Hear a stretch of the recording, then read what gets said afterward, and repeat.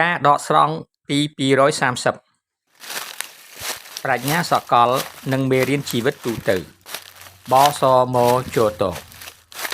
សម្រង230.1ប្រាជ្ញាពិតប្រាកដបង្ហាញឲ្យដឹងនៅពេលដឹកនាំអ្នកដទៃឲ្យទទួលបានសុខសុវត្ថិភាពក្នុងស្ថានភាពគ្រោះថ្នាក់មិនមែននៅពេលអ្វីៗក្នុងសភាពធម្មតាឡើយសម្រង230.2ភាពជាអ្នកដឹកនាំពិតប្រាកដលេចចេញក្នុងគ្រោះមានប្រាជ្ញាភ្លឺច្បាស់ខណៈពេលដែលជនដទៃភ័យស្លន់ស្លោសម្រង230.3សេចក្តីភ័យខ្លាចបំផ្លាញការគិតពិចារណាក៏ប៉ុន្តែប្រាជ្ញារមែងធ្វើឲ្យយល់ច្បាស់សម្រង230.4ភាពជាអ្នកដឹកនាំមិនមែនសំដៅលើសិទ្ធិអំណាចទេតែសំដៅលើចិត្តរឹងមាំនៅពេលមានគ្រោះសម្រង230.5ប្រាជ្ញាបុគ្គលស្ងប់ស្ងាត់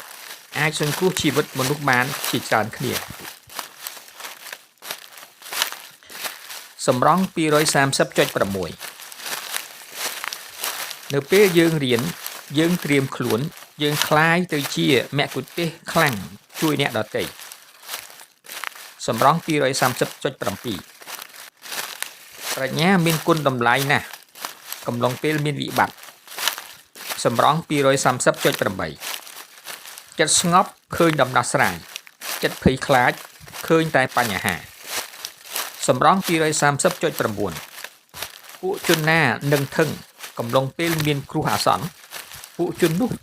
ក្លាយទៅជាអ្នកណែនាំផ្លូវគេដោយស្វ័យប្រវត្តិសម្រង230.10ចំណេះដឹងបូកនឹងចិត្តស្ងប់អាចសង្គ្រោះជីវិតមនុស្សបានជាច្រើនគ្នាដោយឡែកចិត្តគ្រួលស្របល់នាំឲ្យមានគ្រោះ